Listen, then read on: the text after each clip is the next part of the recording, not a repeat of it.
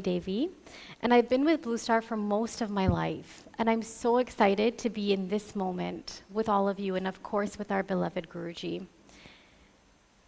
Now, Blue Star was founded in 1988 by Guruji Sri Vasudeva, and it's dedicated to the development of human potential at all levels: physical, emotional, mental, intellectual, social, and spiritual.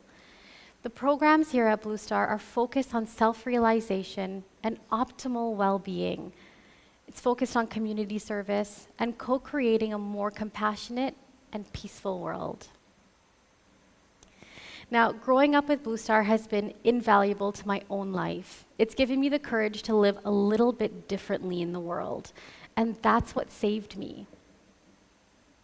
For over 30 years now, Guruji has been traveling the world and he's been teaching extensively on the subject of meditation, holistic well-being, and exactly that, living differently. And that's what brings us to this very moment in time. Now, in honor of celebrating the work that he's given to us over the past 30 years, and in honor of celebrating the physical anniversary, the birth anniversary of his physical form, we're taking responsibility to come together as a membership and as a global audience and global group of students of Guruji and of Blue Star so that we can work together focusing on our consciousness evolution, holistic well-being, and social consciousness based on that idea of oneness of being. This conference format for me is so exciting because every day we are going to have, we're going to be exploring key themes in a different way than we normally do. We're going to have very exciting panel discussions every day that will allow us the opportunity to hear the experiences of others who have been on this spiritual path and who have been on this journey. And then in the afternoons, what we'll have is the opportunity to come together and to vision and imagine what the world could look like and how it can shift in the next few years as we practice deeply and as we get these practices out into the world. Even more special this year, we've created intergenerational panels. So you'll have the opportunity to hear from people who have been studying these teachings for a number of years and who have wisdom to share with all of us. And we'll also have the opportunity to hear from those who have grown up, like myself, who have grown up with Blue Star, and how it's changed and shifted the way that their life trajectory has gone. And so that's the excitement of this global conference. I'm really excited to see so many of you have joined online and have registered, and I'm so excited to see those of you who are here to make in person at the ashram, to make this the panel discussion and to make the afternoon session just as engaging. I'm really looking forward to the outcome of each one because what we really want to do is spend some time together as a group, being able to energize one another and to remember and reflect on what we've gotten over the course of these 30 years. And Guru's constantly been pouring these teachings into the world. What are we doing with them? And this is our chance to showcase and to understand and explore what are we doing and how are we living differently as a result of this. And then how are we going to use the next few years to continue that practice, to continue that sadhana, and to continue to get it into the world. So it's with great pleasure today that I introduce, that I bow humbly, Guruji Namaskar, and welcome. Namaskar, Shreya. And that I take a moment to introduce our panel and our subject for the day as well. So, great. So yeah. I'm going to go ahead and I'm going to introduce our panelists. Oh, before you go, just let me say a few words. And namaskar, everybody. So my monitor is on this side, so when I look here, for those of you on the camera, I'm looking at all of you. And it's a delight to see your face. Can we just change the screen so I can see? We have 3 screens, so can we just shift the screen so I can see each one? Right, so I'm on the second screen. A joy to see all of you. I'm glad that you have joined in. The third screen? Yeah, beautiful. Yeah, excellent. Thank you very much. A joy to see all of you. And I want you to know that you are right here with us. And so I consider the field to be one, not different. So to move into that kind of awareness, you definitely need to center in pure being, in the hub, as I've been teaching you. So I want the conference to begin from there. So I am a little sorry that you all can't see the panel. I think the projector should have been should be in a direction where those can also see it. Otherwise, we put a new screen, because it's important that the panelists also see the screen. So I don't know how we can make that conversion, but that definitely needs to be done. I don't know if we have place for another monitor, but something for you to think about, because the panelists will just think that they are speaking to the few here when they are actually speaking to the world. And I've just decided to open up the conference so that people on Facebook and Blue Star can see what's happening here. So your audience is quite bigger than what is on Zoom and on what is in the hall. So we need to create the idea that it's not local. So you guys in the AV can think through that. But it's thank you for those of you who are on the panel. And even though they're on the panel, you are also part of that, right? So you can become as vocal as you like, as you feel inspired inside, right? So I want you to be at ease, everyone. Don't think that you're in any formal kind of conference. You're in a meditative space with all of us. And I would like to hear the one voice of the self through each one of you. Now, as you know, the birth anniversary, the 70th birth anniversary of this body is coming up. So my greatest joy is to listen to you and to see how much your lives have been transformed by my work across the globe. That's what I want to see. My greatest joy is seeing what happens to you, because you are my purpose. I live for you. I live every day, I wake up every day for you. Because I have no desire for anything on this planet that is extraordinary. There's nothing on the planet that's extraordinary for me. The extraordinariness comes from the divine space. And I live in a space where there is no time. When I look outside, there is time, but in the inner space, there is no time. So I live in that space of eternity. And you can too, you have it already. It's only for you to lift the veils that make you feel that you are separate and that you live in time. But you are all timeless beings. You're all eternal beings, immortal beings living in time. And you can see how the shroud is, how we are so captured by the shroud or the veil that we think we live in time. But none of you live in time. You're experiencing time through the body, but your divine self is in a timeless space. So I want you to grasp this concept, and today you'll give me a chance of seeing how much you have grasped. So when your voice becomes the voice of the Guru or the voice of the self, I am delighted. I feel more empowered. I feel my life has purpose. If you're still speaking the language of human consciousness, then I'm not inspired. But when you speak the language of the self, then I'm inspired. And I believe in this mushrooming principle, that if a few of us get it, and we begin to propagate it just by being, the whole space will begin to get it. And I've looked at your growth over the years, and I've seen the growth in you, and I'm delighted by that. The last 40 days we have had showed me the power of the field. The field has grown. The field is more expansive.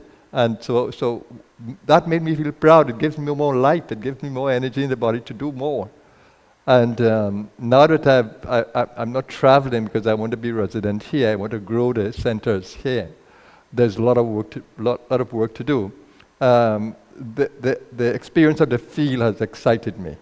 That the field is coming up to the place where I can really work with the field powerfully. It doesn't matter where I am, that I can work with the field. So I'm extremely excited about that, and I'm extremely excited about what we can do together over these days of the conference.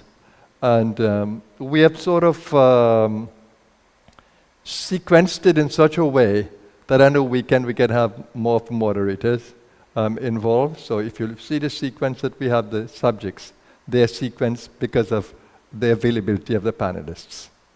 But we still try to keep a sequence that we can work with, that will flow. Okay? So I just want those of you who are there, how can we do this that everybody can see? I need, maybe the projector needs to be down, because now we only have a few here so they can see the projector, but the projector has to be in a space where the panelists can see it. So can we put a projector in a space around there? And then can we also shift the table? We have to get a spread or a layout that can allow the panelists to see everybody, because when we have the individuals who are speaking, we need to see them. Not I'm seeing them here, but my panelists cannot see it. So how can we solve that, gentlemen? How can we move the screen very quickly? Yeah, just put it there. Put it nowhere a lower level.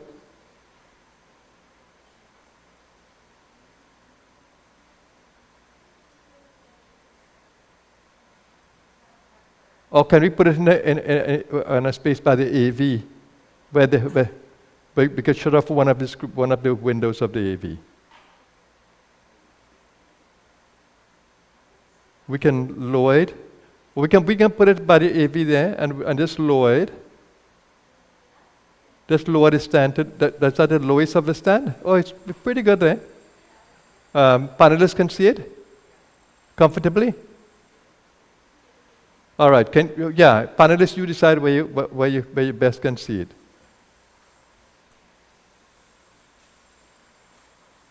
But right through, they need to see it.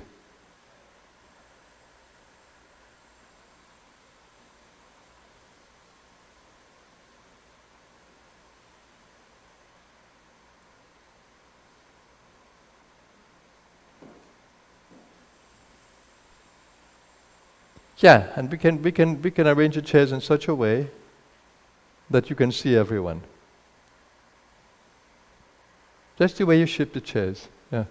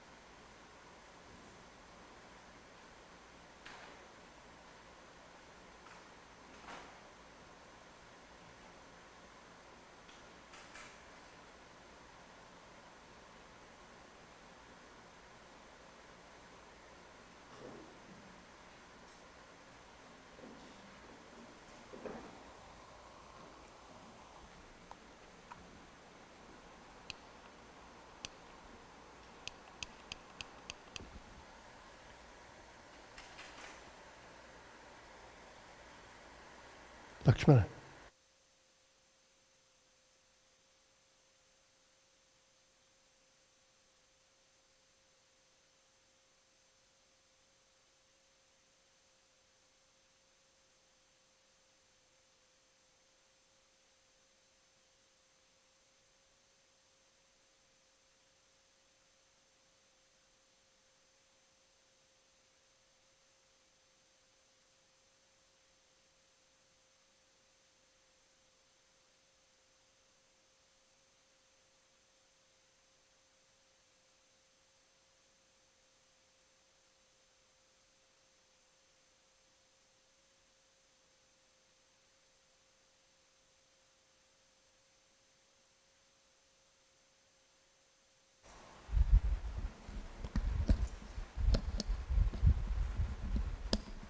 Are we on?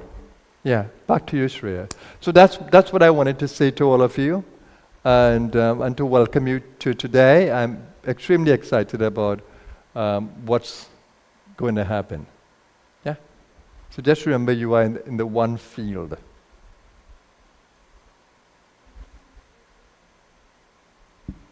we go. Thank you so much, Guruji. Namaskar. So the topic for today is consciousness evolution as our essential life purpose. That's what we're going to be exploring. Now, based on the teachings that we have been hearing, studying for the last many years, we know that we are souls that are on a journey of consciousness evolution. We know that the play begins with an ego. It begins with us that has become separate from our higher self, from our infinite self. And that the purpose of this play is to come back into that understanding and that awareness that we are infinite self in expression. And so we know that spiritual awakening is what begins that journey of consciousness evolution. It awakens our ego's desire to learn and to grow in the space, and it drives us to seek and to further act. And then we also know that we live in an infinitely consciousness universe that is always responding, that our existence in this world, in this physical world, is meant for our growth and is meant for our evolution in consciousness. And so we have a karmic play that is always pushing us and allowing us to grow and to shift from darkness into light and from our primal understanding into greater awareness of who we are. So that's the subject for today, and it gives me great joy to be able to introduce to you our panelists for the day.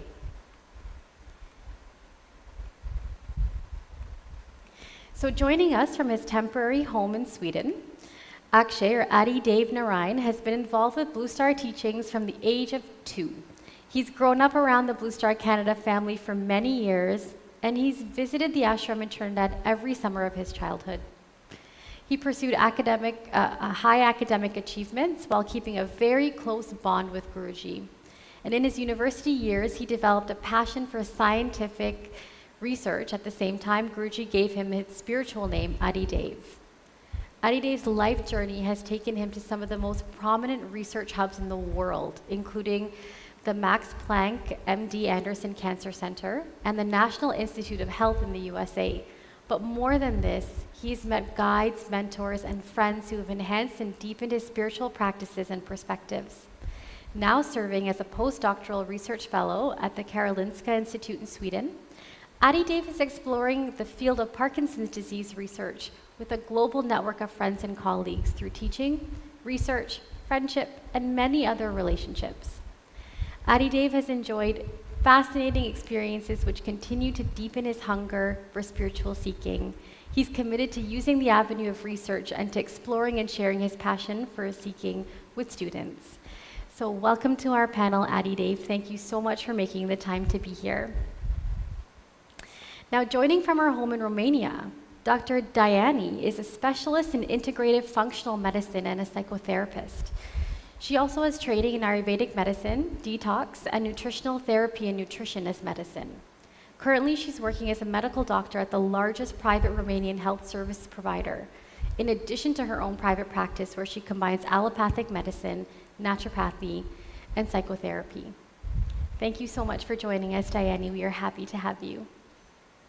Joining us from New York, who you'll see on our virtual panel, Anupriya has spent many years with Guruji, and I have very fond memories of a child of looking up to her and just wanting to be her. So I'm really excited to welcome her. She's a Reiki master, and she's very accomplished in her career as well, as she works in human resources and union negotiations, and she gives her whole life to Blue Star. And I can't wait for you all to hear more from her. Thank you for making the time to be with us, Anupriya. I know you're working, you're in work right now, and you're juggling both, so we will hear from you when we can. And now with us in person, we have with us Dr. Jenny Rouse, who many of you may know from 40 Days. She's a gerontologist and policy analyst. She attended the University of Maryland, Baltimore County during the years 1996 to 2004, where she completed a double major in social work and Africana studies and graduated with her BA in May of 1998. In August of 2001, Dr. Rouse graduated with her master's degree in policy sciences in the area concentrating on aging issues. And in 2004, she graduated with her doctorate in public policy and aging issues. Her doctoral thesis is entitled A Case Study in Aging Policy in Trinidad and Tobago, the role of interest groups in defining new policy initiatives. In August of 2003, from August of 2003 to 2018, she served as Director of the Division of Aging in the Ministry of Social Development. She was appointed as the part-time lecturer in social gerontology at the University of the West Indies in 2004 until 2021. Thank you so much for making the time to be here with us. And with us in person as well as Madhavi, who I know we all love and adore and hold very close to our heart, as she's been with Blue Star for many years, serving as one of our facilitators and teachers. Shortly after meeting Guruji in 1993, Madhavi moved to Canada, where she started learning French, and classmates of hers demanded meditation classes. She started teaching at Algonquin College, and her manager noticed something very special in the way that she interacted with the students, and suggested offering programs to the wider community. She started teaching meditation classes, even doing corporate training, and started teaching meditation at community centers and other public events. She was a key driver in taking the group from Ottawa to Toronto for Guruji's first visit to Canada back in 1996. She gave up her teaching career and went to the ashram for 2 years, doing outreach in schools and community, and started teaching yoga, co-created spiritual counseling programs in person and online.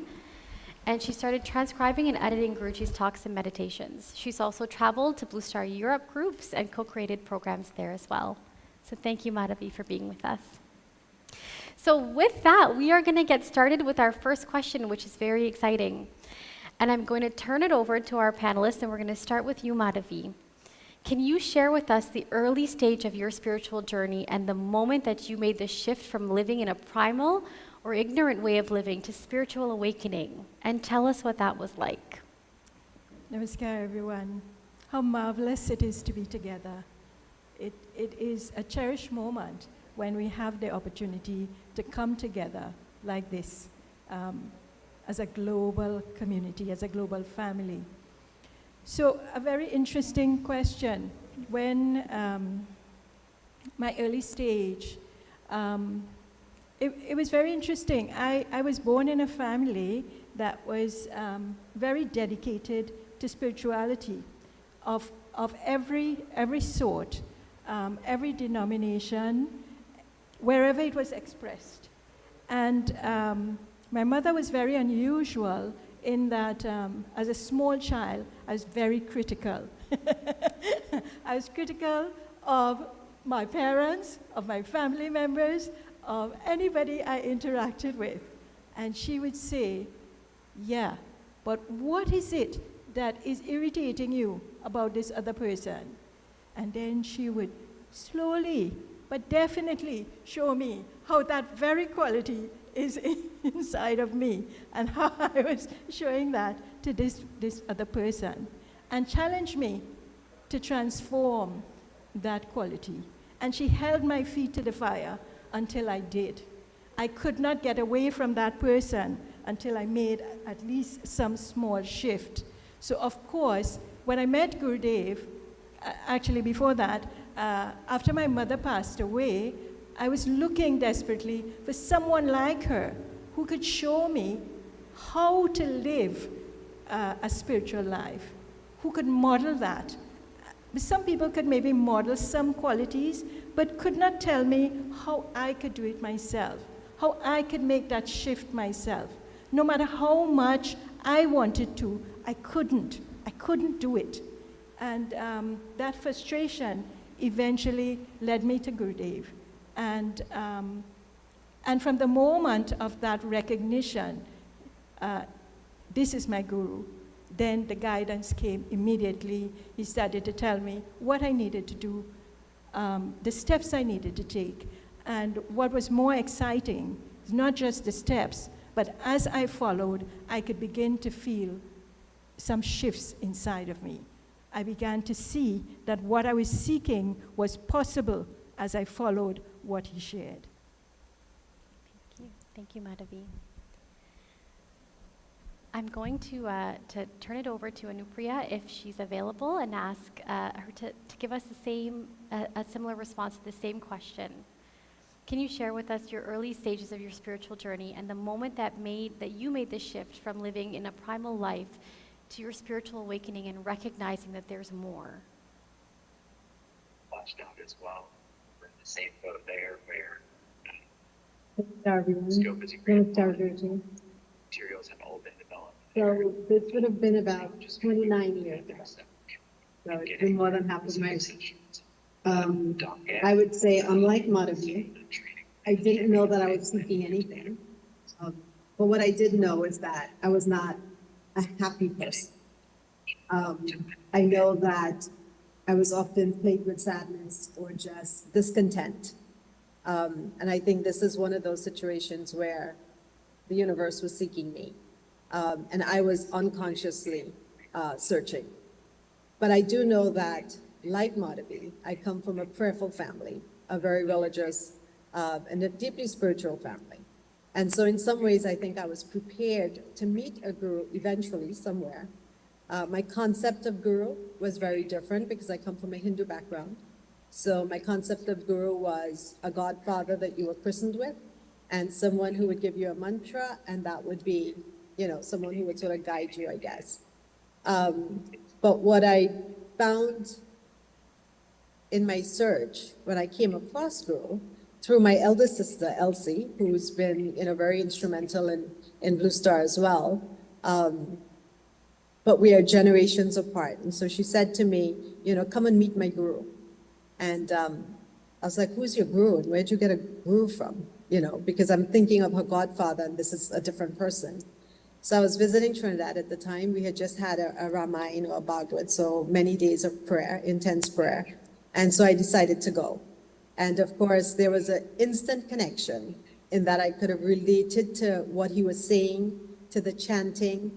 And I really loved it. But then I was leaving to come back to New York the very next day. And then a couple of weeks later, I visited my brother. And, he was playing something in the background. And I thought to myself, I know that voice. And it was Guru's voice. But I didn't recognize it immediately. Then he started telling me he went home, he met Elsie, Elsie took him to meet someone, and that I said, that's the voice.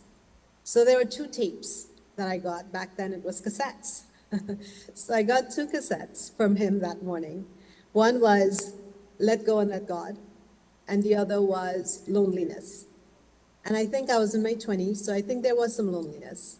And, failed relationships, or I was one of 15 children as well, so often very criticized, similar where Madhavi was probably criticizing the others. I think I was the one being criticized, compared to others and all of that. So there was a lot of emotional, limitations and emotional sadness, I think, within me. And so when I met Guru and I started listening to those 2 tapes, I would listen to it constantly, over and over in my car. And then I got Seek God Within. And that really became my Bible. I've always said it was the Bible. And I started to read it. I would go to work early in the morning and I would just read, and I would listen to those tapes, and it resonated. And I think that was the start of my journey. And I think I started to start shifting my thought process a little bit. And then I had spoken to Guru. He was in Canada, and I wanted to see him, but the universe didn't quite make it possible. And then the following year, 1997, in February, I was able to go to Trinidad and do my meditation, my first meditation course with Guru. He made time for me every day for 1 hour. And sometimes I would wait 3 hours for 1 hour, but I waited, and I learned. And that started my journey. And I would say that then, of course, New York, Blue Star New York came in October of 1997. Again, embarking in another journey. I had no idea what that would mean. I was left as the president of Blue Star New York, had no idea what that would mean either. But when I left Guru in Trinidad, in 1997, he said to me, I'm planting a seed. I had no idea what that meant either. A seed of what? Because I was so, in a way, primal, right? I was very humanistic in my thinking, very physical, very mental, always thinking. And then I think as I came back to New York, and I know it was a Shivatri, I think that was my real Shaktipat.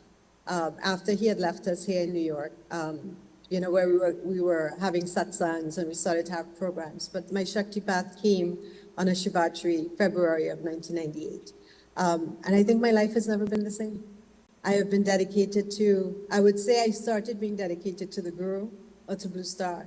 But in retrospect, 29 years later, I think I'm dedicated not only to them and to the mission, but I'm dedicated to myself and to my own journey. And I think once you've been touched, you can't go back. So there's no looking back. And it's been not an easy journey all the time, but I'm sure we'll get to that later on. But that was the start of my journey. Not intentionally seeking, not purposefully seeking, but the universe knew the right time and answered my prayer of, I don't want to feel this way anymore. That was my prayer. What a beautiful example, Anupriya, of the universe creating the path and creating the moment, and your karmic stage being set in such a way that you were ready for it, and the universe responded to your readiness. While we have you, I'm going to go to the next question, which is, when did you become conscious that this was a journey in consciousness evolution? So I know that you met Guru and your life changed, and it, you felt that spiritual awakening, and you felt the letting go and shifts happening inside of you. But when did you realize that this is a journey in consciousness evolution, and that you're actively growing your consciousness, and what did that look like?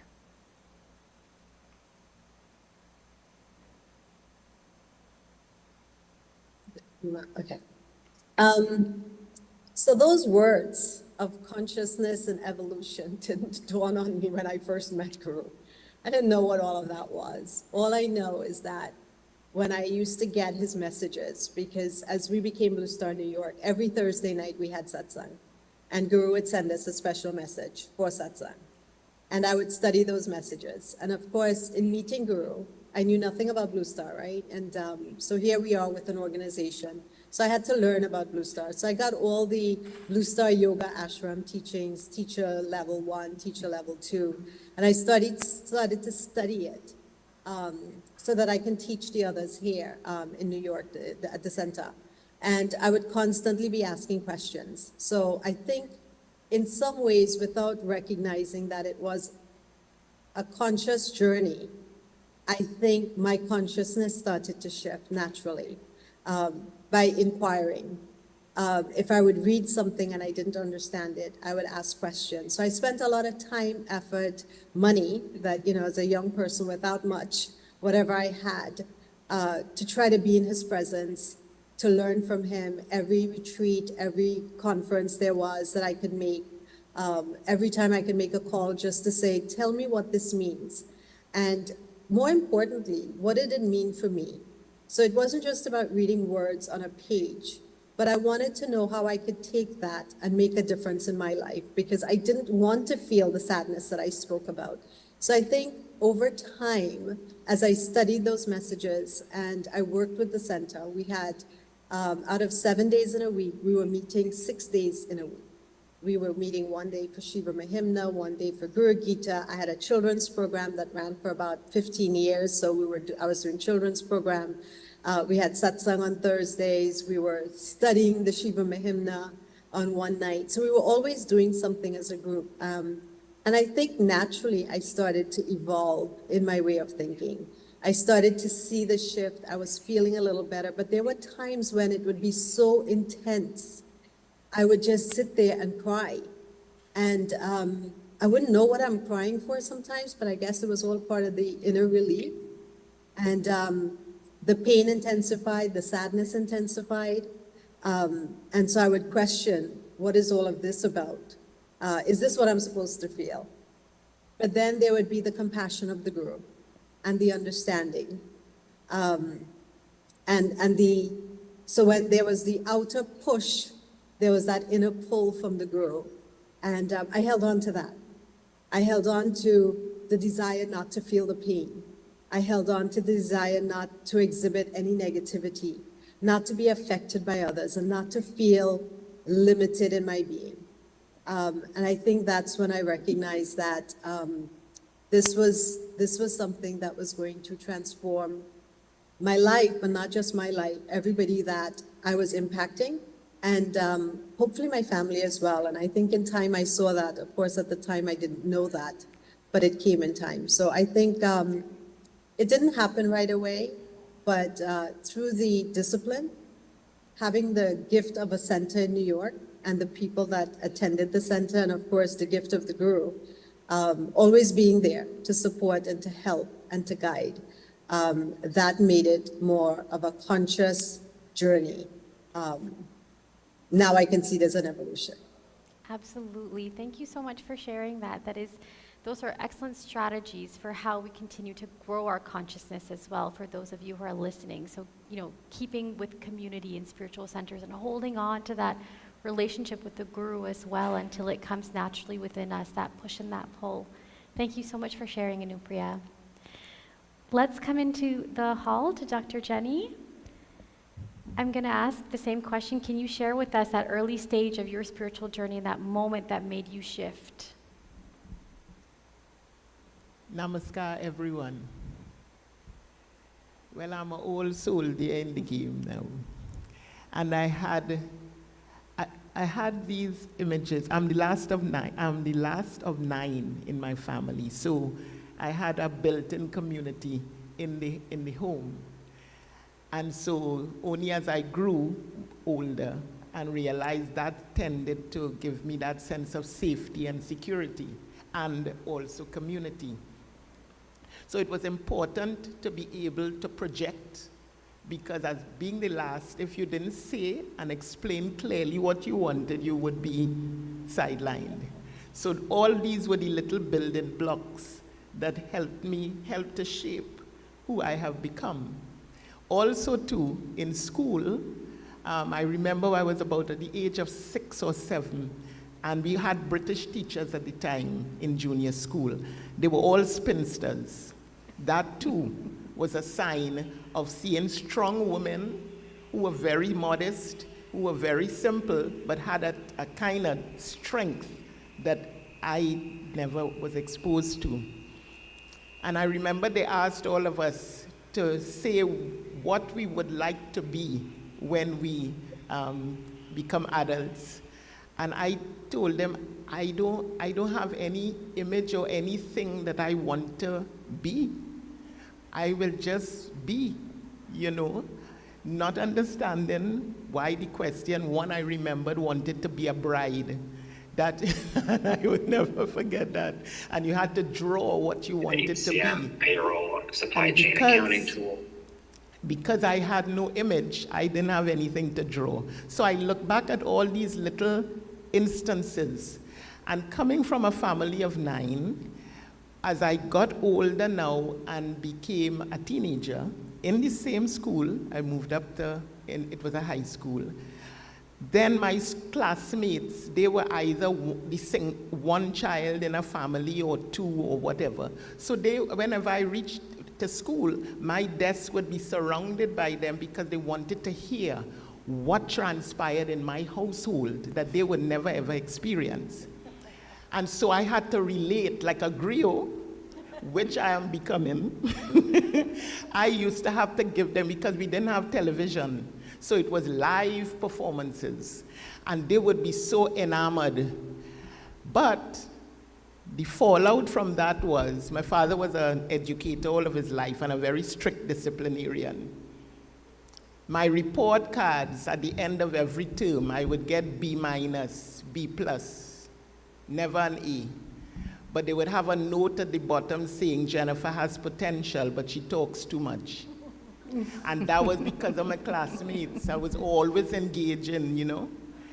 And I'm saying now, as an adult looking back, had I carried that label in a pejorative way throughout my adult years, many of us would have missed the golden opportunity of hearing me, because I would have zipped here and then lowered my eyes, because a woman must be seen and not heard.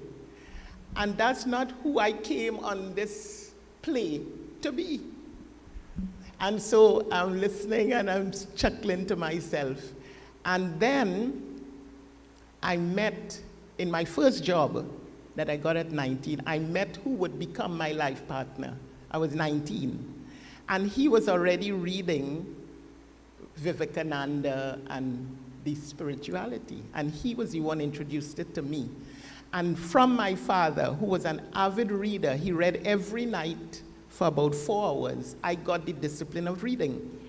And therefore, when I met this person, I saw parts of my father in him, and reading came naturally. And then I got to know of Ramakrishna and all of them. I read the series. I mean, it was like tonic.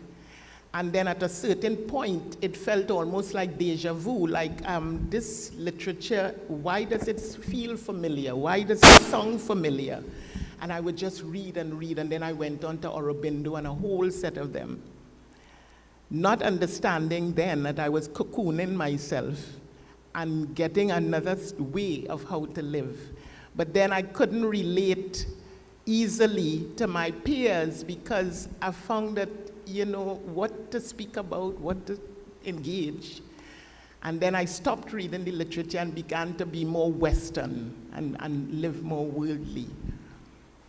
And my partner, after I moved out from home because I wanted always alone. Aloneness seemed to have followed me. And I wanted to be in my own space because of a Christian background. They would not understand if even I tried to explain what I'm doing and why. And at 21, I left home. And that's why I smiled when I heard Guruji say he left home at 21 as well, because he was dogged to want to know more. And I read, and I read, and I read. And I used to sew. And then after 21 or 22 years of living with a partner, he got retrenched from his job, and he committed suicide. And that was the space that I needed to continue now on this journey, because I had already got that understanding. And it is in that space of studying and returning home to this new job that I met the person who introduced me to Guruji. And I had been reading of his guru and not knowing that I would have come to him. And then, when I did meet him, it wasn't a boom, because I was like, okay, we met, we chatted. But my job, because at the time I was establishing this new unit, it was very stressful. So 1 or 2 days I would leave the office at midday, because I started coming here, I was introduced to it. And I would come at a lunchtime with the hall upstairs. All of us who were around know where that was. And I would just sit. And one of these days, I just got this nausea, cold sweat. I had to undo the waist of my skirt, put my head between my knees. Guruji was not in the hall. It was just me and maybe one other person. And I am What is going on? Total confusion, cold sweat. So I put my head between my knees and bent over. And that lasted for about, it seemed like forever, but it was an experience. And I went to him after, kind of shaky, and I said, Guruji, I don't know what's going on. And he just smiled, as we know he would. And on another occasion, and I will say this one, I again went to the hall by myself, coming away from the office, and I said, look, let me just take a deep diaphragm breath so that I wouldn't get that sensation again. And this time, something like a meteor flew up from the base of my spine. I didn't know anything of Ujjayi and none of this. It just flew straight up from my spine, straight through the crown. And it was like how you would shape a rocket, but it was with heat. And I didn't want to breathe after that. And I said, no, something is happening. And I think I called him from at work after, and we agreed to meet after. But clearly it was Shaktipat. There was nobody there in his presence with me. And I started coming back quietly to get the guidance of where do I go from there.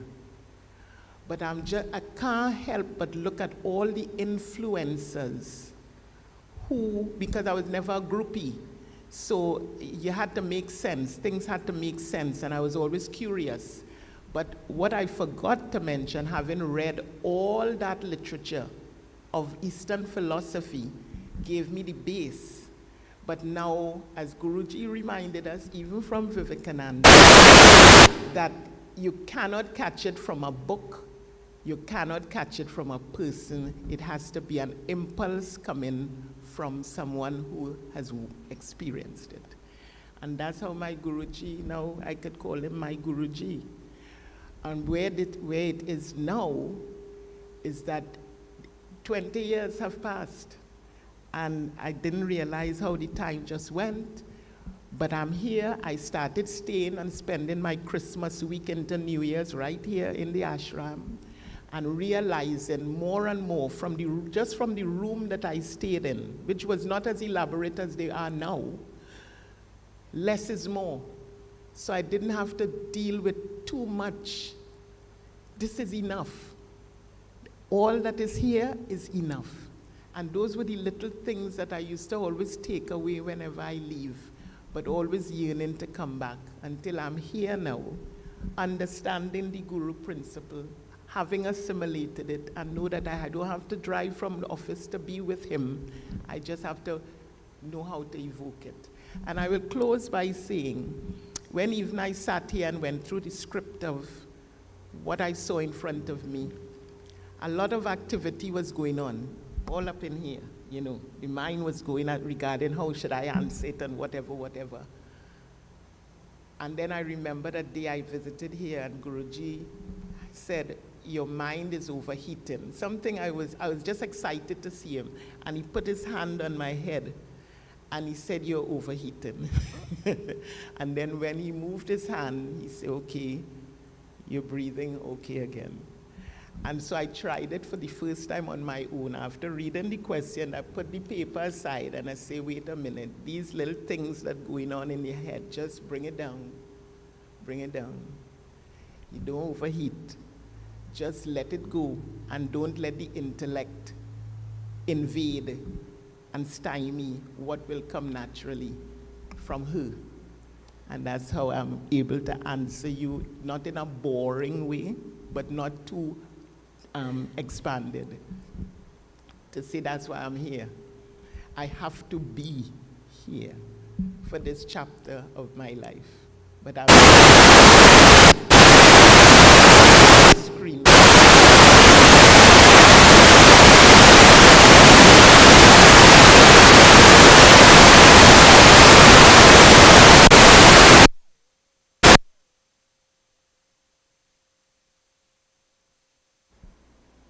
Sure.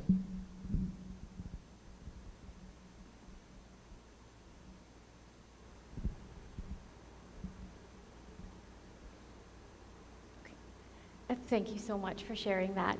We are going to get more into the questions around how this has actually, what it actually looked like to live differently, to move from living in our primal nature to living a more sattvic way of life. But before that, of course, we have two more to hear from. And what I would like to do is to remind you all that as you are listening, I hope you are finding yourselves in these stories as well, and you are reminded of your own journey, of where you started, and of how your life is continuing to shift as our consciousness evolves. So with that, let's go over to Dr. Dayani. And I'm just going to note for the AV team that our projector is not working.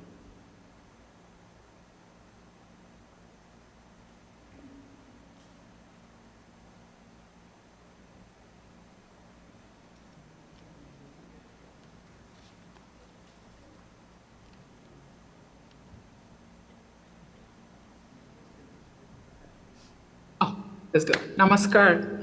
Namaskar, Dayani.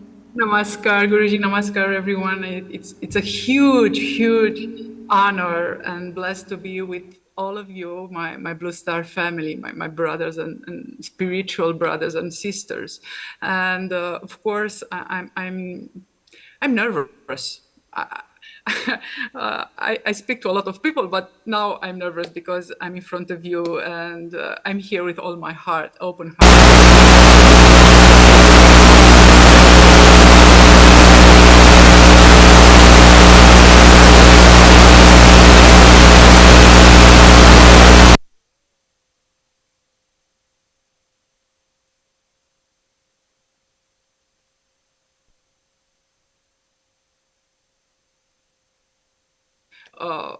When I was caught in the attachment of the material world, a lot of things happened in that time in my life, and I really felt that I was on the edge of the abyss. I felt that I was so powerless, and my intellectual and my intelligent mind that I trained in universities and master could not find the solutions to my problem.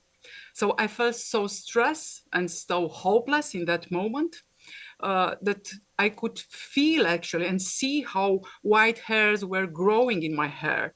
And this was the moment when I gave up. And I say to myself, oh, my beloved God, I don't know what to do anymore.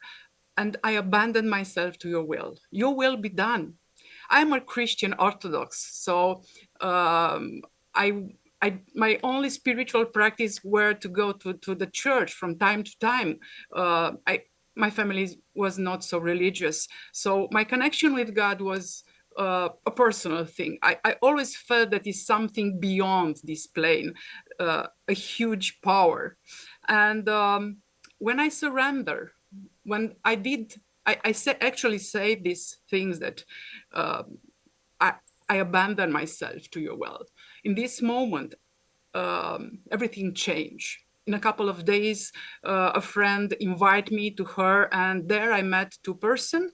And that person, husband and wife, invited me, started to talk about life in general and purpose of life. And they invited me to a conference.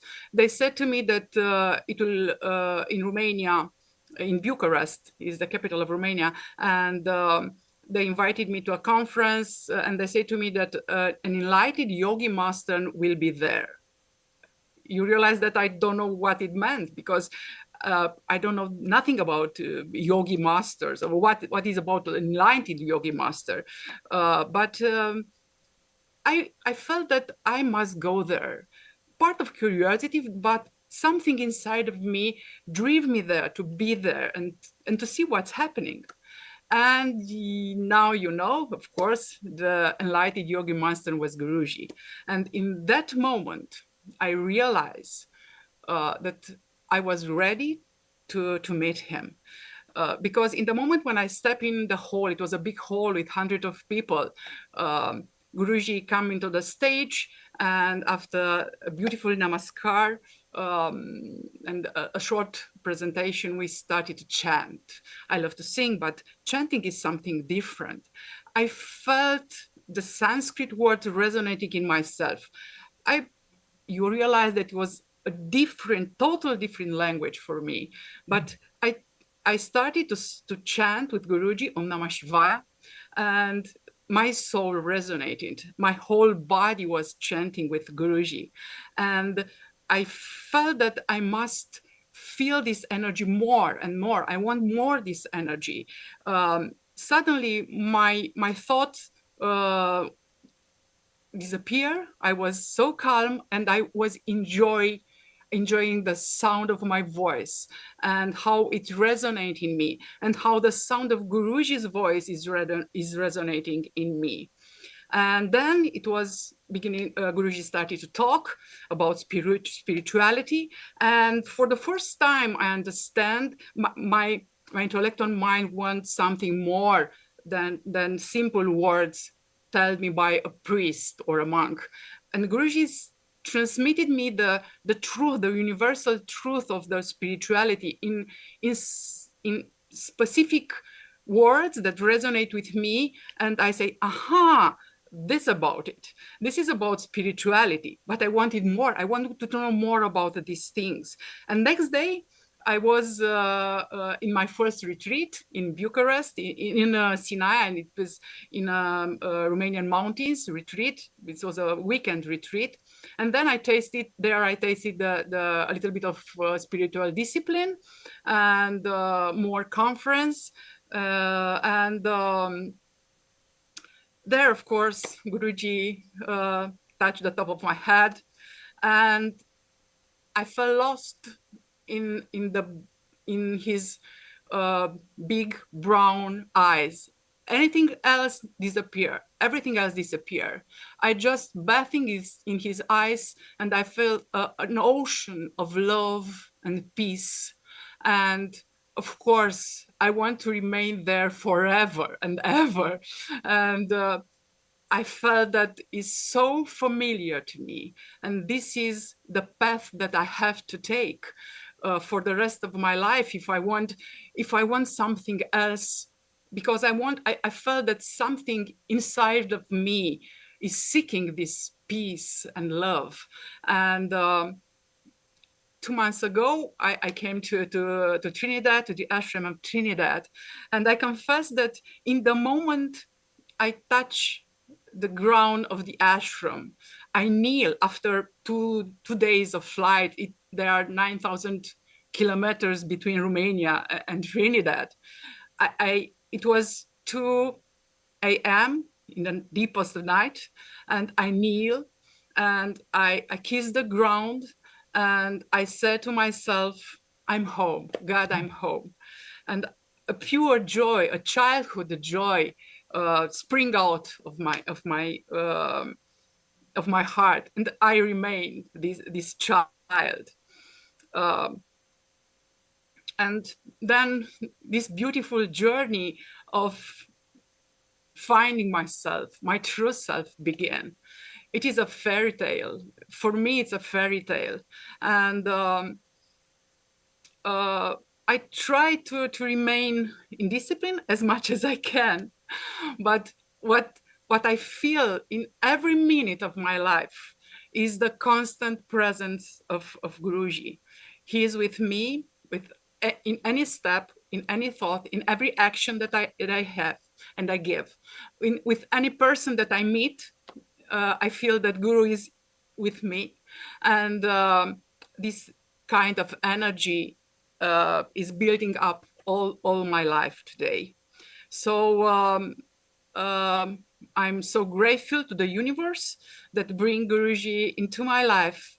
And I know that it was meant to be like this for all of us, like it is for all of us.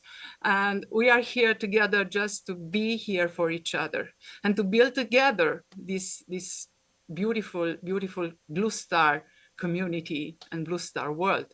So I embrace totally all the teachings I studied. So I studied the books, of course. I chant a lot. I meditate every evening, and I hear the talks when I'm driving. I'm working a lot, 10 to 12 hours a day, but I'm working in this in this field of love. And right now, I feel that my heart is so open and is burning of love and seeing you all. It is my great, great joy and blessing.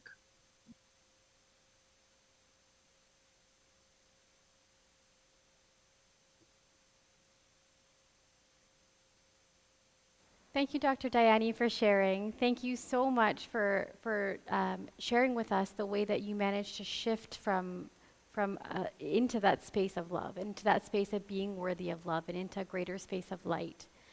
I'm wondering if you can tell us a little bit about that moment for you, Dr. Dayani, when you became conscious that this is a journey of consciousness evolution, and how are you actively seeking to grow that consciousness?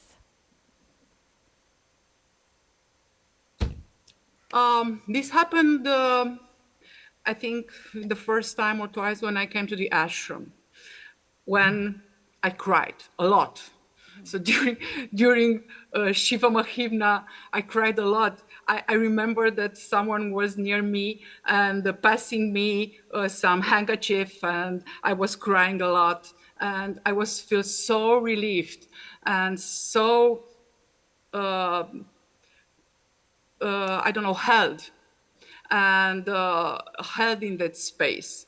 And the moment that I realized that it's something about my consciousness, it is not about my physical body, it's not about my brain, my mind, it's something beyond all these things. Come to me when I actually heard Guruji's word in my mind before I heard it with my ears.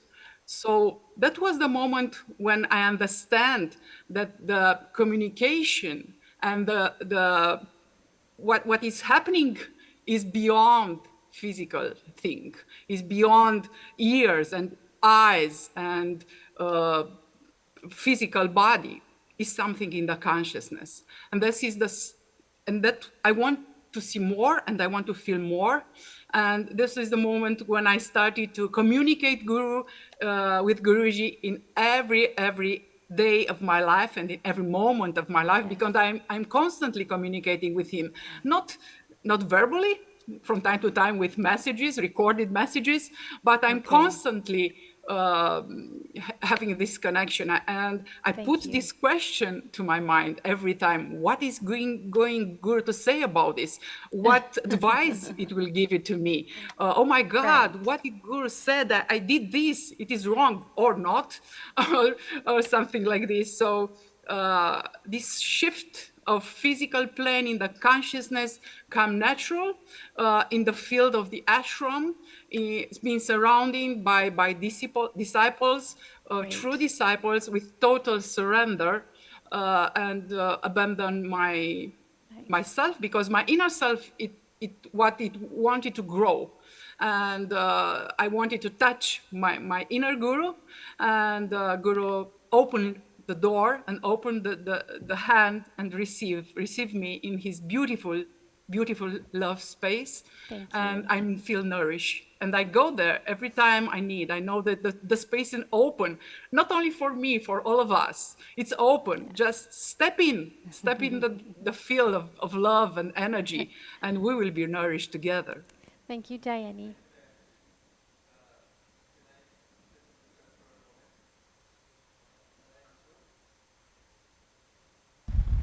Yeah, just want to intercept for a moment. We need a few minutes. As you may realize, we are having an AV problem. So we just need a couple minutes. Just indulge us a little bit so that we can just fix the AV for better reception, right? So just a little break of a few minutes. Shouldn't be more than 5 minutes. Thank you so much, everybody.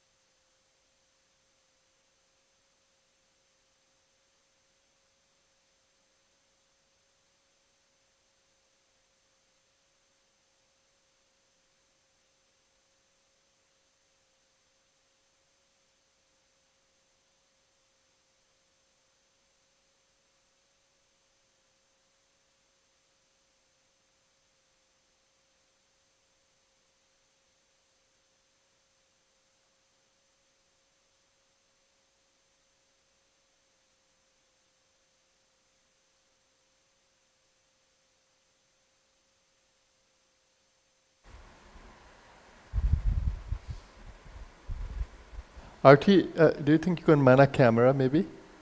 Who can man a camera? Hari, you can man a camera?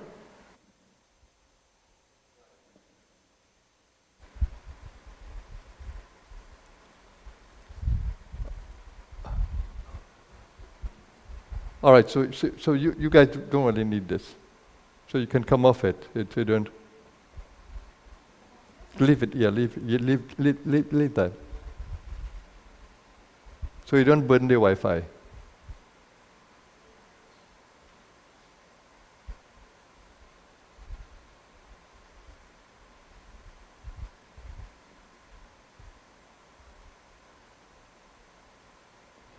Yeah, thank you everyone. So we back up.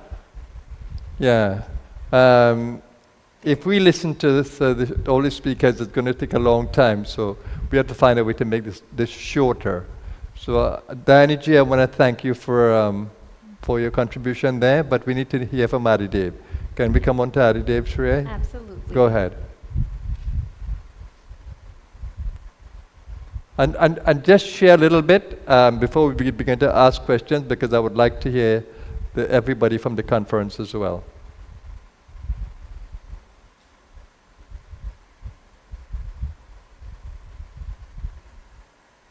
Yeah, and you can have help, Sri Devi, because Haridas can man one of the cameras. So, or you can, right? Okay.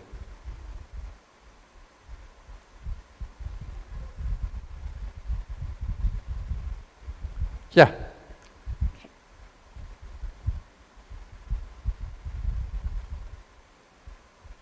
Namaskar, everyone.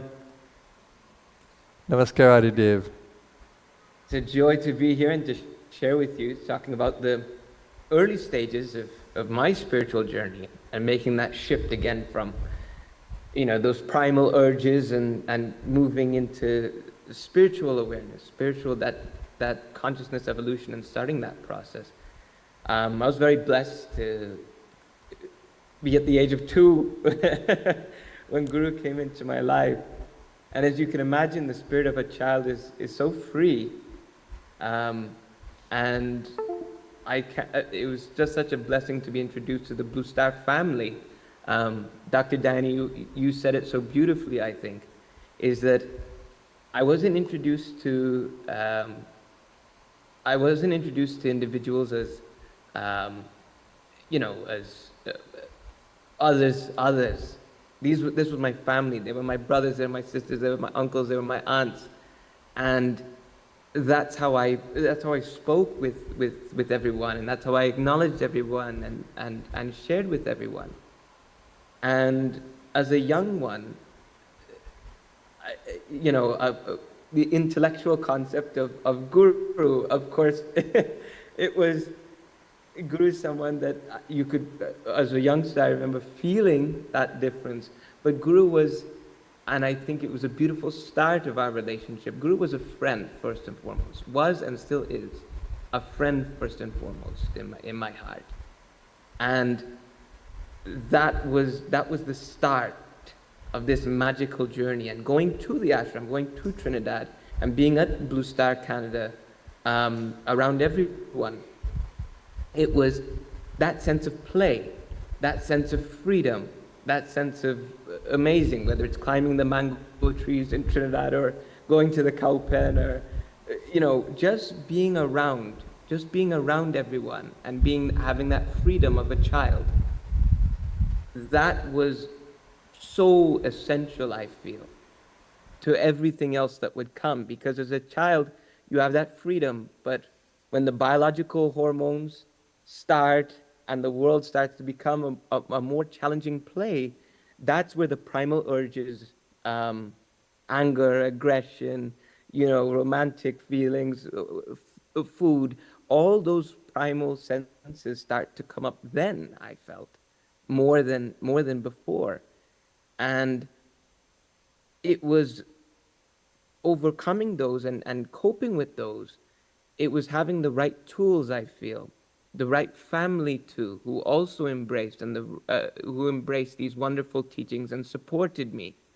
On my way to school every day, my dad would be playing the 40-day messages on CDs, put in, and we'd listen to one of the messages. And before I'd arrive at school, it was almost perfect divine timing, that it would just be a few minutes where he'd look to me and he says, Akshay, so what are you going to take from the message today and put into your time here at school? What are you going to take? And this is especially, I thought, really good as a teenager to have that positivity, that reminder, the Guru's grace, and what you want to take with it, what you strive to every day. And that helped my mind embrace and deal with some of the primal urges at that level.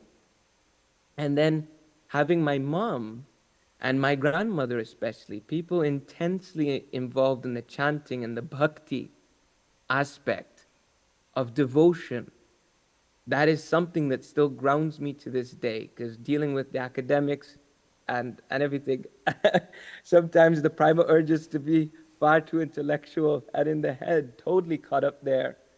And reminder that this heart space is there to help that.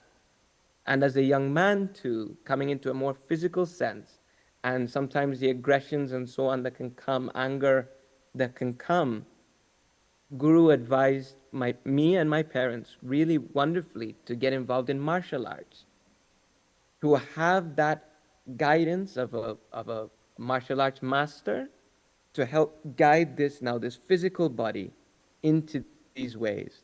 And I feel that all three of these practices help deal with, it didn't negate that the primal urges were there, but it helped me slowly start to realize, wow, okay, this is what Guru means now when he's talking about the biological urges, and start to seek more, start to seek different. Those feelings that you have when you're at the ashram of this freedom, this utter freedom, that's the reality. That's the reality of ourselves. So that was something that really, really, really drove me. And, so I can't be anything more than grateful for that. And it's something that now, still dealing with, but at an early stage, having that sense of freedom as a child, and then having beautifully blessed with the right gurus, including my parents, and physical guru there, who will guide, and the Blue Star family to guide at all points in dealing, I think, especially because growing up, you feel, I thought I felt very guilty in those early stages as those primal urges came up. You grew up with these spiritual teachings, and you say, oh my gosh, this is such a departure from that. How could I feel this way, right? But I think those practices of the mental, emotional, physical being were things that helped grounded me and reminded me and took me away from those guilty feelings and said, this is something now to strive into a better interaction with the world and a better relationship with your true self, and take me on a wonderful journey within. So thank you for letting me share that. Thank you so much, Adi Dave.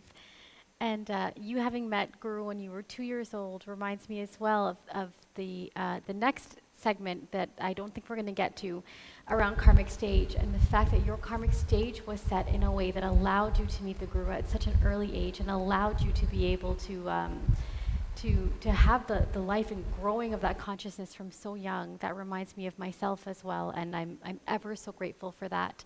Now, what I do want to say is, I know that we are running short of time. You are going to hear from all of these panelists again throughout this week. Guru, would you like us to continue, or do you think that we shall close off now and continue in the afternoon? No. We need to continue, because I need to engage the audience as well, because they've been in listening mode. Yes. So how do we bring them into an active mode? So we have introduced the panelists, and so they have an idea of the panelists, and but the subject matter needs to be discussed with all, right? So the whole idea for today is that I want people to well, there are some questions that we would like to ask, and those questions would be, when did you become aware that you're on a spiritual journey? When did you become aware? When did you move from the human consciousness, which is basically animal consciousness, survival consciousness, creature consciousness? When did you move from that to really realize that you're on a spiritual journey? When did that kind of spiritual awakening happen? And that's an important thing. And when did you realize that it's a journey in consciousness? Not just a spiritual journey, but when did you realize it's a journey in consciousness, in the inner space? And when did the word consciousness have a deeper meaning to you? When did that word have a deeper meaning to you? And then how did you begin to realize it's a journey in the consciousness field? And that the journey is really an internal one within your own self. And then when you begin to realize that, how did you explore the depth of the consciousness field? And where are you on that? So how does this subject become very personal to you? That you have listened to the stories of our panelists, and which is incredible self-transformation stories. But when did that same thing happen to you? So I'm very interested because a lot of you have joined the conference, and I'm very interested to hear your voice because your voice is also the voice of the universe. And you have a story to share as well that is extremely important, not only as the panelists.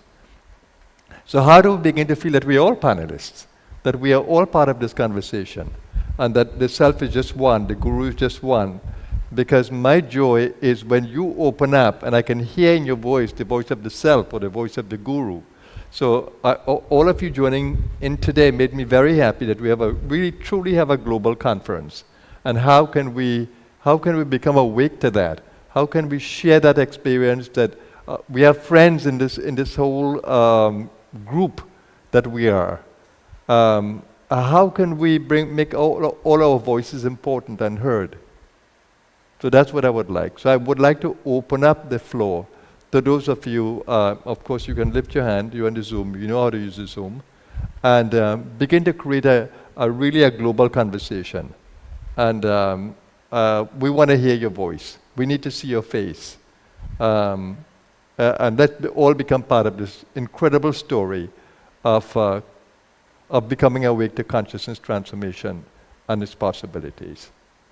Right? So let's spend a little time with our conference members. So please raise your hands if you have a story to tell, if you have something to say. Of course, we can't give you so much time, but even a few words to us can make a difference. Yeah? Can we become active? Yeah, I see some hands coming up already. So I'm incredibly happy about that. So let's begin to take those who are on the Zoom. And those of you in the hall are also free to participate. Yeah, go ahead. Okay, let's go with Premananda.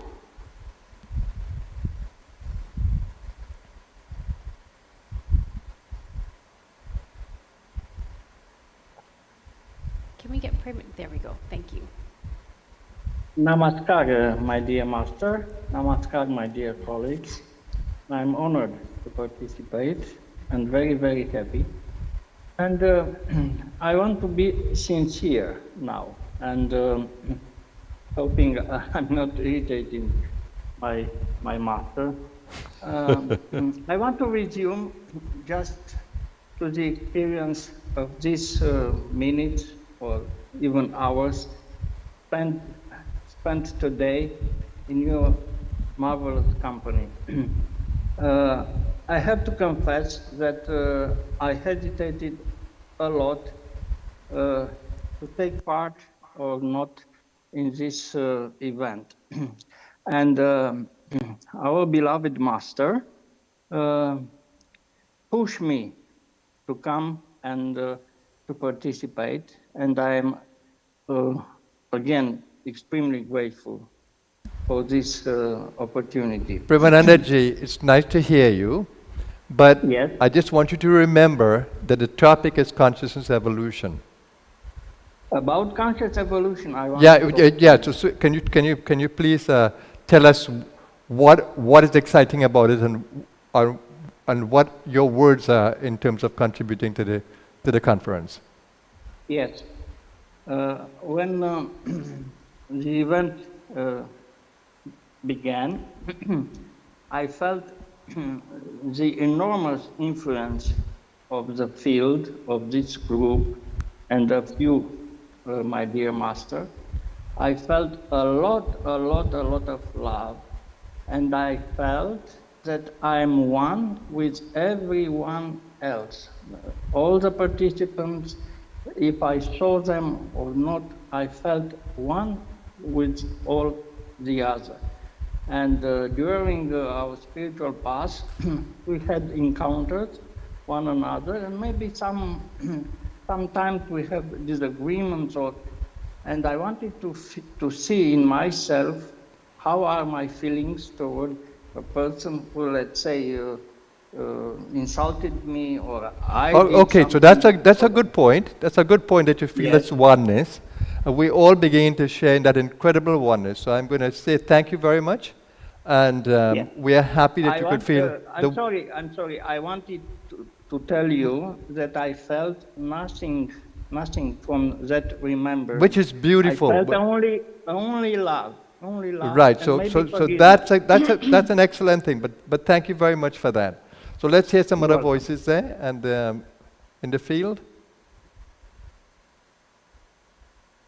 Yeah, I see Vashishta and Antoinette or Henriette. Yeah. Namaskar, Guruji. Namaskar to you, Vashishta. Very nice to see you. Thank Long you, time ago. appreciate that. Yes. About conscious evolution, I think it already started in an early stage of my life. When I was a child, I was very dedicated to something I felt to God.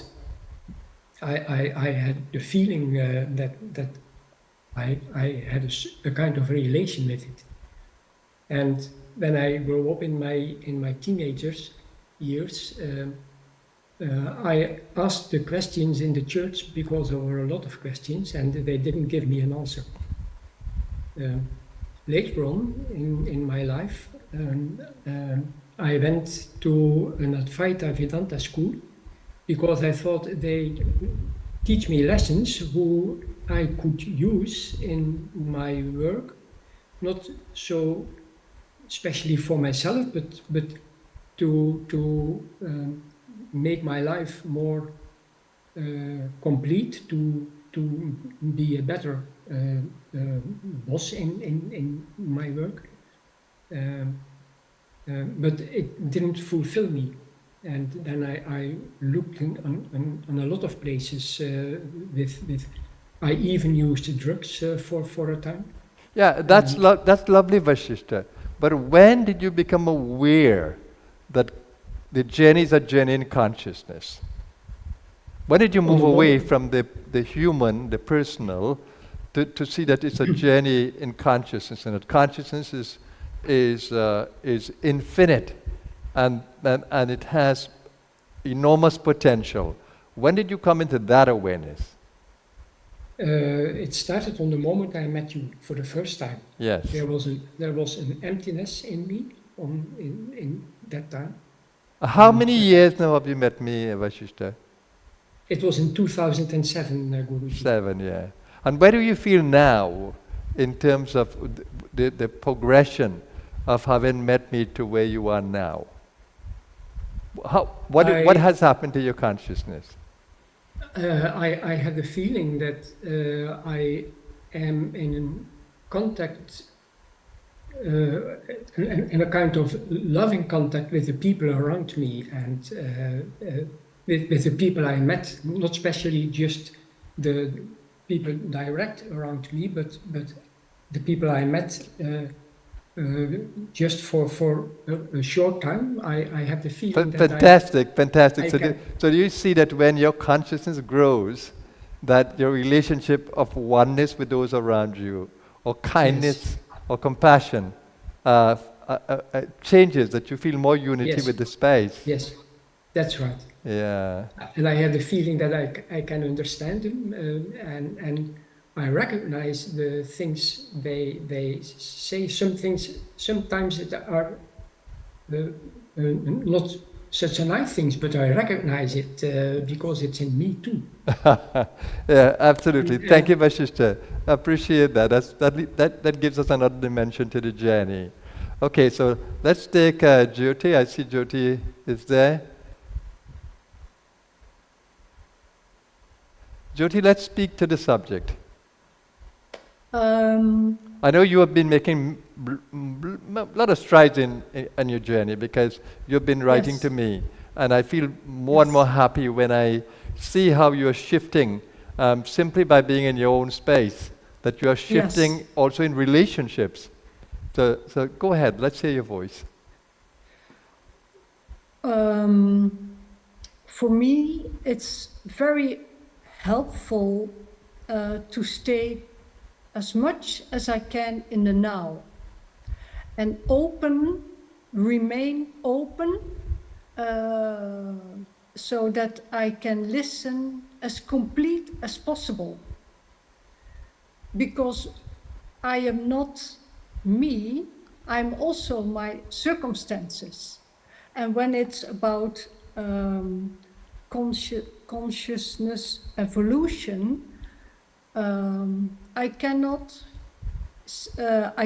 precisely say when the shift was happening. But Well, it's I want to ask you a question there. And how do you say it's not me, but it's also in the circumstance? yes. So how do you see your circumstance as part of you? That's interesting. Because in the interaction, there is always interaction. Because when we are in the field, we are all in the field. And when I listened to the panel members, I felt very close to them. When you speak, I can hear behind your words. And I can feel the energy is moving. So there is much, much more happening than only the little on the surface. That's beautiful. So that you can see that you are not just the person or the I, but you're also the field, because you're becoming more in oneness with the field. And, and that is tremendously exciting. So I'll take that from you. Thank you very much. Okay, let's go to Saskia.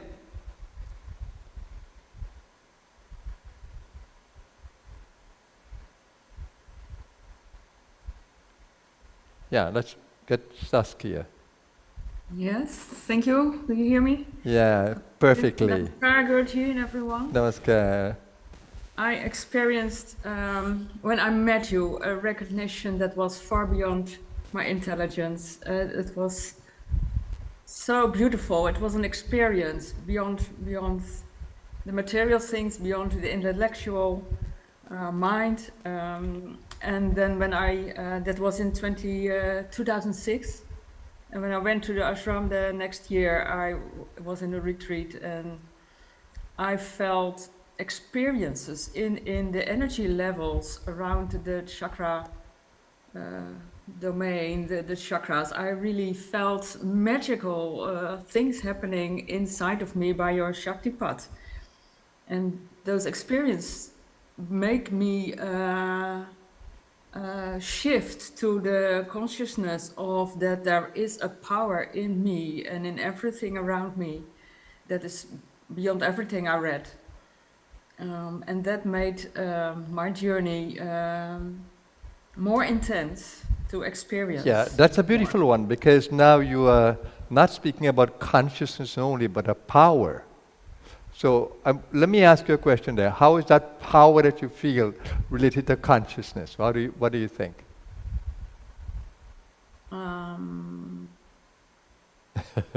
am aware. I'm more aware of the power that is in what is the me. relationship? I'm really asking you, what is the relationship between power and consciousness? Sometimes I think it's the same. It is, it is. It's the I can same. one spin into two, yes. Yes. It's That play between those two parts. absolutely.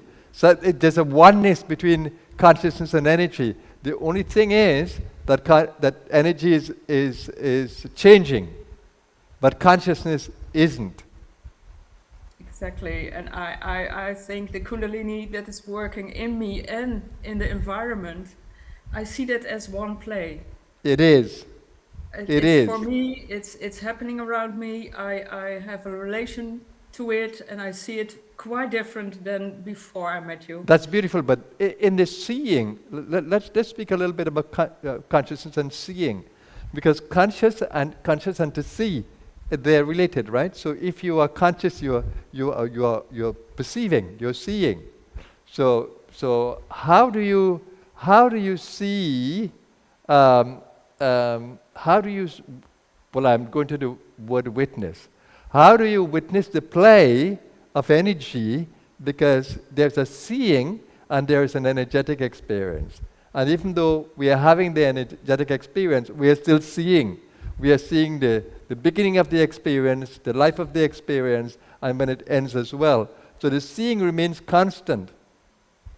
Can we center in the constancy of the seeing and observe the experience as a play? The experience of energy as a play. If you can hold that, then you are really experiencing the field in a more real way.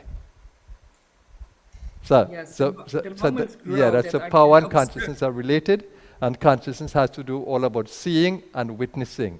And then coming into the constancy of the witnessing is important. Because we heard from Jyoti, she's speaking about present moment. When you come into witnessing and seeing, you can be more in present moment, even though the energy changes, even though there is change around you. But you are held in the present moment of witnessing. Yes. Yeah, It's a so beautiful feeling also yeah. to be held there. Thank you for bringing that up. Yeah, But I very see that we have another person with a hands up. I think Thank it's Namaskar. yeah. Let's take the hand that is up. Namaskar, Gurudev. Namaskar, Janavi. I guess I blur my background, so you can't see me too good. No, we're seeing you good, but I'll just- we're seeing the blur of the background, but we're seeing you perfectly fine. Okay. Yeah, I was so fascinated with your interaction with Jyoti and with Jayadevi. I felt drawn to put up my hand as well. And like most of the panelists, my journey starts with my family, who were very spiritual. And so I felt like I came into this world with that desire for spirituality. But on meeting you, I think that's where my soul recognized, yes, this is what I came for. This is what I came into this world for, because the tears flowed on that first meeting. That was unstoppable, and that had never happened to me before. So I find my journey in spirituality has been very gradual. So we call that a karmic play, right? So if your journey started with family, then certainly there's a play on the stage of life. So beside power and energy and present moment, there's a karmic play at work. So when you speak about family, that brings me into the dimension of karmic play. So do you see the meaning of the stage? Do you see the perfection of the stage? And do you see how the play extends to the stage around you? Not just the internal transformation, but the play outside of you. Yes, very much so. I actually see the world around me as my lab. It's teaching me all the time. Right, so do you see it as an extension of self? Yes. And so when there is an experience, I have an experience or something is happening on the outside, I ask myself, what is it I have to learn from this experience? What is this teaching me? So it's only if I can catch it, if I can understand what it's teaching me, that I realize then it goes. It's no longer there. So if You mean when you have learned? Yeah, once I've learned, I find that The stage changes. situation dissipates. Yeah, or it changes. Yeah. All right, so let's stay with that. Thank you very much, Janapi. Would anybody in the hall like to interact? Is there anything that you want to add to the consciousness evolution aspect of today? Okay, anybody else on the...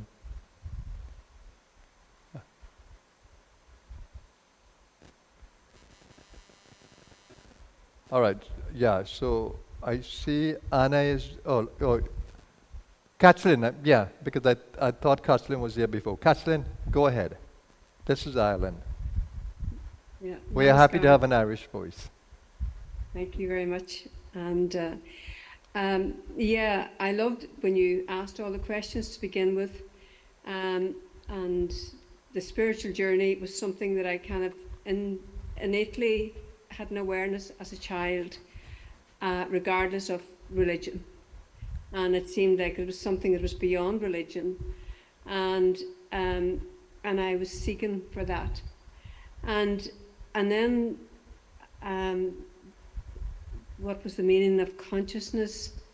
I think for me... But let me stay with the point, because it's very interesting you speak about beyond religion, because Yes. Ireland is a very Catholic country. And so it's going to be very interesting growing up in that kind of Christian environment and feeling that there is much more to religion. But a lot of us can resonate with that. Go ahead, continue your story. Yes. Well, I guess I expressed, I was experiencing the limitations of the religious teachings and the teachers. And so I just knew there was enlightened masters. Just somehow I knew. And I as I began to meet spiritual people, be it in Canada with the Native Americans or through Buddhism, and then of course with yourself and others, I kind of knew that was the journey, the true journey. And what I learned from you was how you explained about the human experience, and then there was a spiritual experience. I just learned so much that you know, when you described it, well, you're not the body, you're not the thoughts, you're not the emotions, all of that made, you know, so much sense to me to go into the soul, whatever the source. And those words then became the expansion. And so I kind of understood when you said, you know, it's like consciousness, human consciousness is limited. And then you have the supreme consciousness, pure consciousness. And so I could sort of see the limitation. Not that I was always aware of all the limitations, and probably still not always. Yeah, but can I ask you a question? Yes. As your consciousness began to grow beyond the limitations of the human, did it empower you in any way? Yeah, complete freedom came with it. Yeah. Yeah, that was the distinction. It was the expansion of awareness and a sense of knowing the distinction between the truth and the untruth. Yeah, but you're using a word there that's important, freedom. Yes. Yeah. What is your understanding of freedom today in your mind? Well, I suppose that there's lots of ways. Freedom would be beyond, like, pain. Okay, so the freedom from pain, but go, yes. But continue. As freedom from attachments, of course, that's still a journey. Excellent, yeah. Mm-hmm. And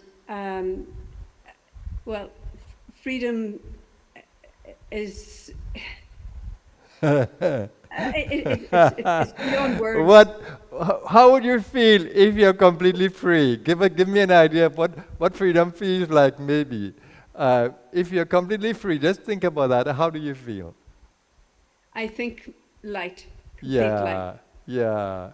That's moving away from the human consciousness of gross feelings into a subtle space. And so if you think of perfect love, for example, doesn't that free you from all the other emotions? Yes. Yeah. And if you think of knowledge and your sense of knowing that you are part of a vast universe, that you are privy to the information from that universe, and that you don't have to keep information in your mind,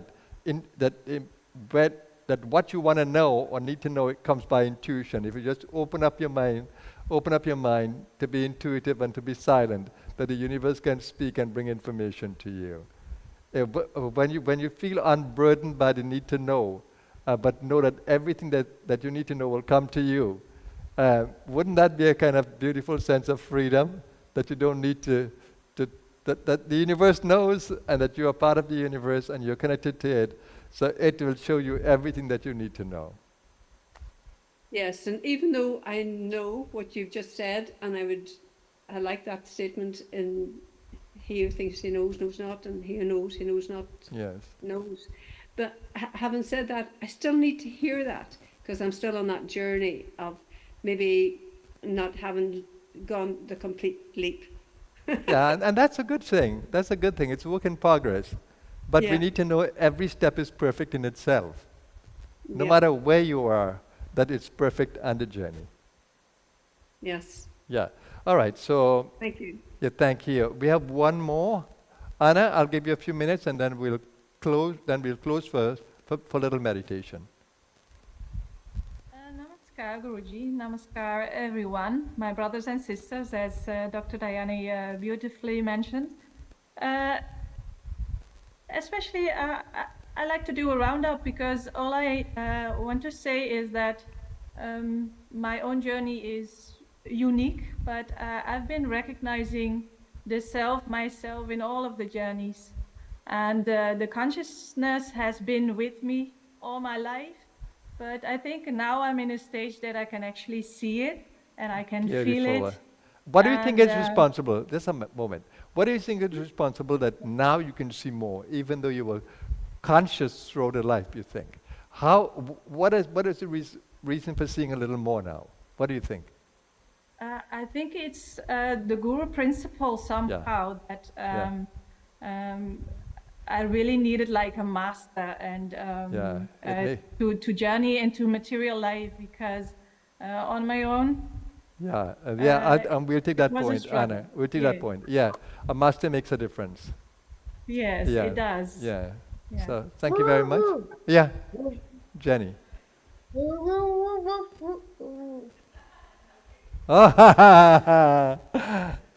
Yeah, go ahead, Jen. Question.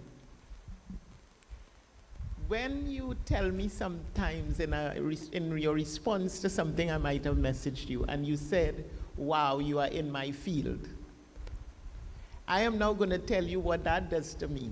Now it just happened again in your explanation to the previous speaker.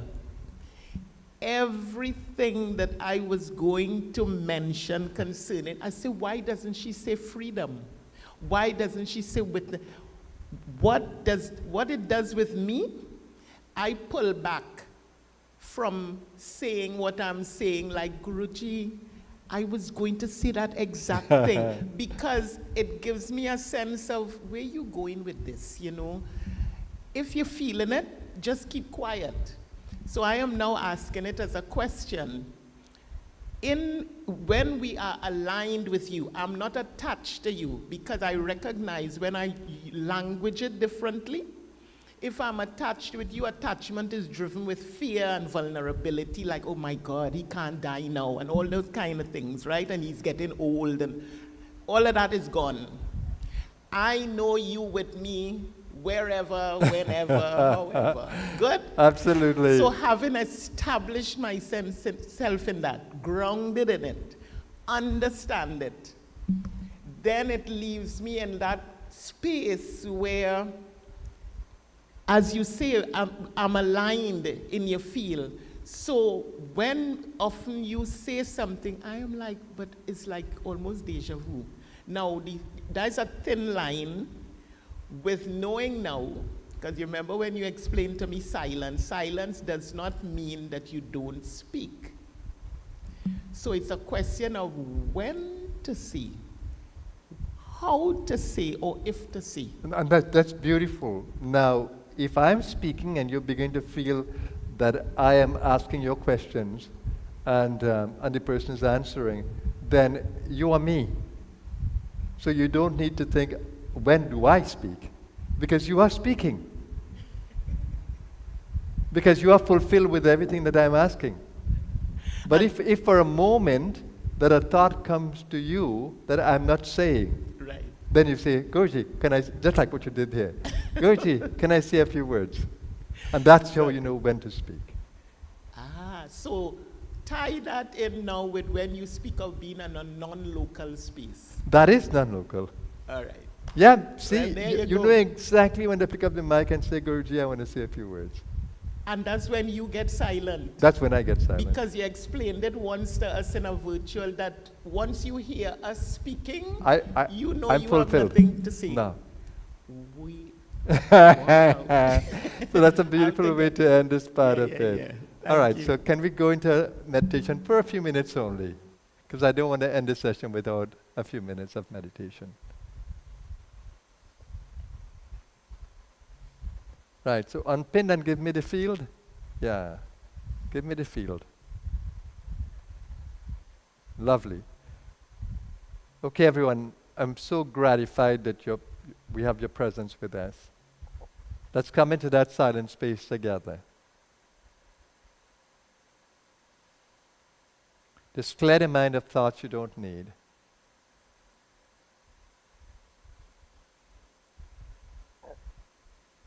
Begin to observe the mental space. And begin to observe how the breath influences it. If you were to breathe out slowly and completely, and in slowly and deeply, with body intelligence, of course, as the body will allow. Observe how it supports the mind in becoming silent. Open up the belly to the breath, the rib cage to the breath, and the shoulders. Every time you breathe in, you bring prana into the field, into the body. You bring oxygen into the body. Every time you breathe out, there's a relaxation in the breathing out that you invoke what we call the parasympathetic system. Relaxation, restoration. Honor the pauses at the end of in-breath and out-breath. And here is an opportunity to follow the body. Breathe when the body wants you to breathe. And breathe out when the body wants you to breathe out. And this will open the love center, because it's a center of nourishment, of balance, of rhythm, of flow. Breathe into the center of the chest, where you can feel your emotional center, and open it to love. It's a source of endless love.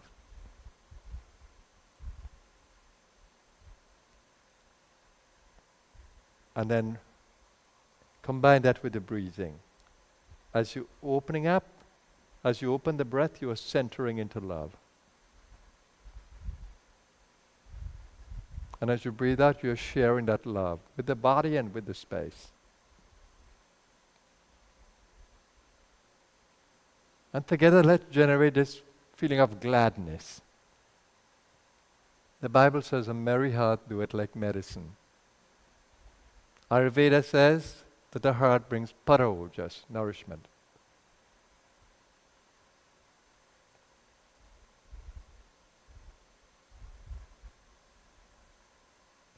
And just feel that deep happiness within you of being together in one field.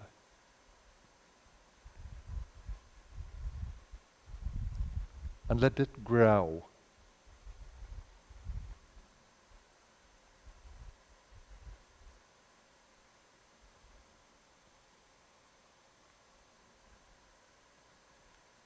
Move beyond the borders of your own body into the field.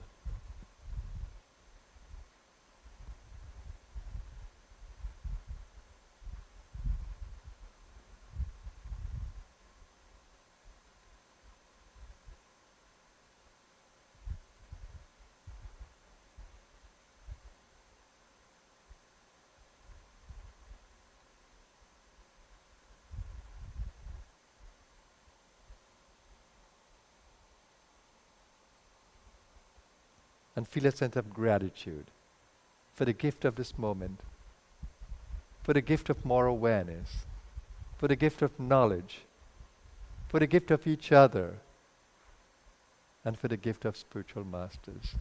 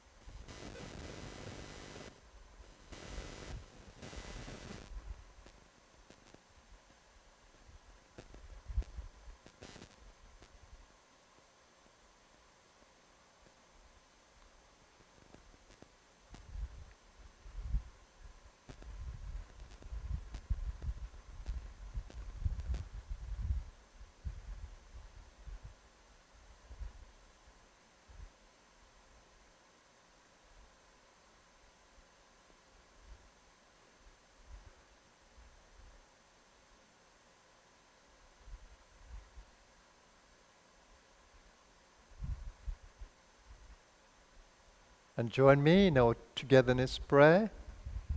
Om Sahana Vavatu Sahana Bhunaktu Sahaviryam Karavavahe Tejasvinavadhitamastu Ma Vidvisha Vahe.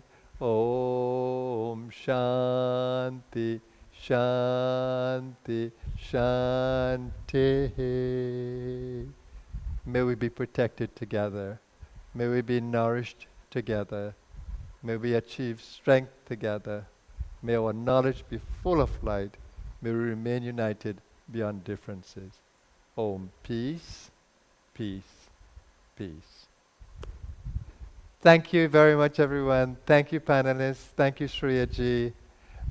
We have had a marvelous morning, and I'm looking forward to the afternoon. I'm going to be with you again. I enjoyed this morning a whole lot, and I absolutely love to engage all of you. I hope we'd have more voices in the afternoon, and of course we look as to how to make it the best based on the subject.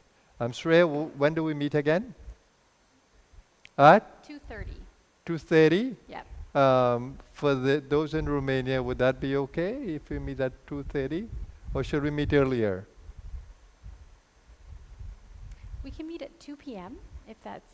Yeah, now we at 1. Yeah, let's meet at 2 p.m. Okay. Right? 2 p.m. Yeah, so we have enough time for a break. Any words that you would like to say, Shreya? I just want to thank everybody for participating, giving of yourself, and Guru, of course, for sharing and creating a beautiful field. And we're looking forward to the afternoon where we'll have a lot more time to engage in conversation in smaller groups and then come together to think about what it will look like to bring these practices into the world for the next 3 years. Right, absolutely. Anything that you would like to say, Dr. Luca? Dainichi? I just want to say that it's okay at 2:30 in Romania. It's not too late for us, and we are here all together, sustaining and nourished by the field, by the energy and the grace that you are bestowing of us. So, thank you, all of you. Yes, so 2:30 would be okay for you. 2:30. Yeah, it's okay. It's not. All right, so then we make it 2:30 because we're already at 1. Yeah. Okay. Thank you very much, Adidev. Anything that you would like to share as we close this session? Any comments? Adidev?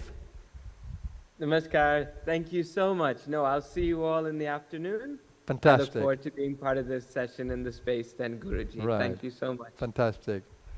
Anupriya ji, are you still there? Anything that you would like to say as we close the morning session?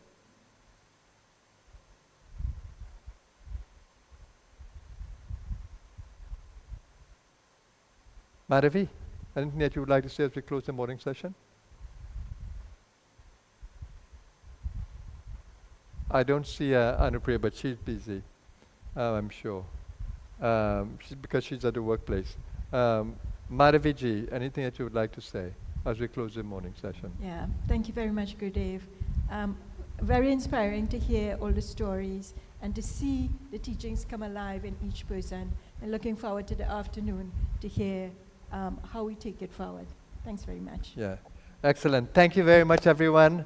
Let's have a nice break, and we see you at 2:30 Trinidad time. Thank you. Thank you very much, everybody. Namaskar.